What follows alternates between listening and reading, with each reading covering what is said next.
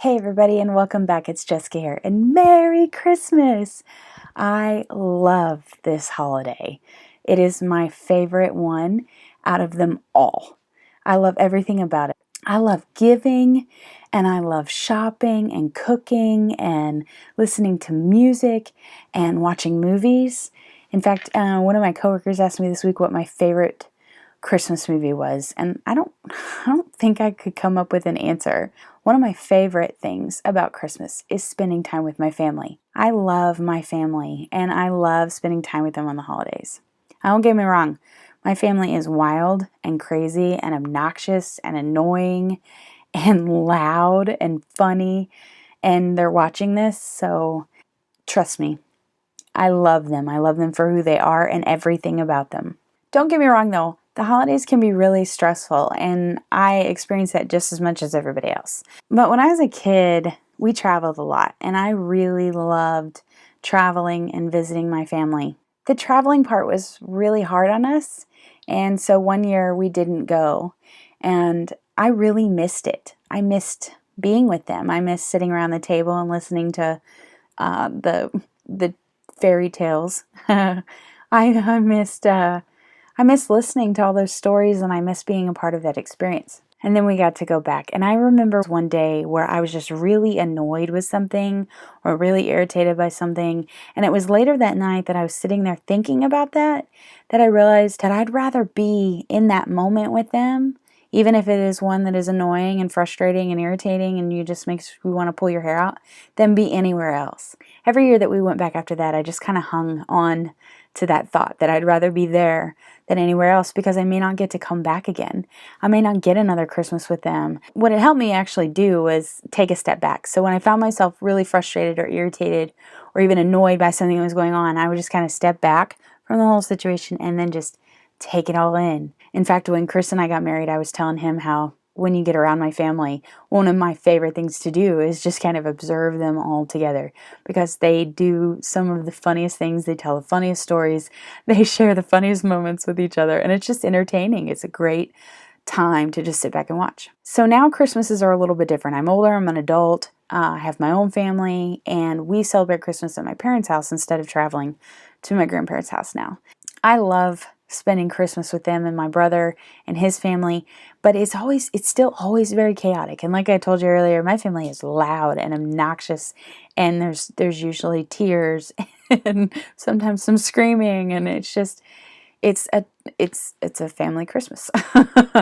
But I still would rather be with them than with anybody else. We try to do family dinner together once a week, and we get together, and it's usually wild and loud and just sometimes really chaotic and sometimes really messy. Like if we're having spaghetti, it's usually very messy. One Sunday when I was over there, I just got to thinking, I'd rather be here, even on my worst day, than anywhere else. Even on our family's craziest day, where they are the most obnoxious and most annoying day, I'd rather be with them on that day, in that moment, than anywhere else. I try to make that kind of like my go-to, like when things are rough and we're having a hard night, or there's bickering or fighting or screaming or hitting or I'm talking about the kids, by the way. I try to bring myself back to that thought that this is the only moment I have. I won't get this time with them back. It's gone. Once it's gone, it's gone. And our lives are so fleeting. I mean, they're but a mist, here for just a second and then gone. Another thing that really kind of brought this whole point home for me as an adult was my nephew was probably like 2 or 3, and he used to do this really cute thing where you'd show him a picture of himself and you'd ask him, "Who is that?" And he'd go, "Oh, that's you." And I remember thinking, I want to get this on camera before he stops doing it. Like I have to get this on camera before he stops. And I'd gone over to family dinner that night, and I sat there on the couch and I got my camera out and I was recording him.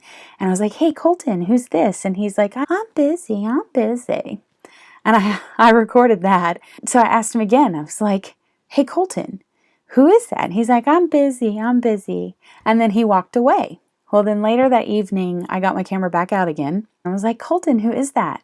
And he looked at the picture and he just goes, "That's me." And I knew it at that moment that he would never do it again. He would always, from now on, know that that was me instead of that's you. And that moment was gone. It was actually really kind of sad to see that moment disappear. I try to keep that in mind when I'm with them because I love them so much and I want to always remember the good. And I also realize that one of these days they won't be there anymore. They'll be gone. The times will change, they won't be there. And the things that bothered me, the things that annoyed me, the messes that they made, the spilled peas and the spaghetti sauce in the hair, it'll all stop. That'll all be gone and I won't be able to get that back. And I will miss those things. I will miss that. I heard somebody say one time that it's often the things that annoy us the most that we will miss the most when they're gone. I have an old dog, she's 18, and sometimes she just makes me crazy. Like one of the things she does that makes me crazy is she does laps around our house. Like we have hardwood floors and she will just lap and lap and lap. So you just get this click, click, click, click, click, click, click, click. Sometimes for as long as like an hour, she just does this. I don't know if she's just getting her daily exercise in. Like there are days where I'm like, oh my God, just lay down. I know that one day I'm going to miss that sound. It's going to be gone and she won't be around anymore. It won't be there and I'll miss it. It'll be that I miss. It's like with my dad, who I know is watching this and I love you dearly and I'm not ratting you out because everybody already knows. But he cannot sing. Can't carry a tune. He's known for not being able to carry a tune. I think it was in college when I realized that as much as his voice was off key, I know that one day all I'm going to want to do is hear him sing. And I won't be able to. Anyway, anytime he sings now, I try to capture the moment. I try to put it into my heart and into my memory because I know that one day I won't be able to hear it anymore and I'll want to hold on to that. As you guys go through the holidays, try to keep that perspective in mind. Remember that the moment that you've been given, this moment right now, or the moment with your family, that's the only one you get. You're not promised another one, you may not get another one, and the one that you're in right now is never coming back. When you find yourself stressed out or overwhelmed in your situation, instead of letting all that negativity or the anger or the aggravation or the irritation overtake you and steal and rob that moment from you, instead take a step back and try to capture it. Try to enjoy it. It is the things that annoy you and frustrate you about the people that you love that you're going to miss the most. So instead of letting that destroy your day or destroy your holiday, soak it in and enjoy it. I tell my family all the time, in fact, I said this a couple weeks ago, the worst night with you guys is still better than any night at all. I try to still capture the moment because I won't get another one. I won't come back, and this is all I've got. This is the only moment I've got, so I'm going to try to keep it. That's really all I wanted to share with you guys today. Thanks so much for watching. Merry Christmas, and God bless.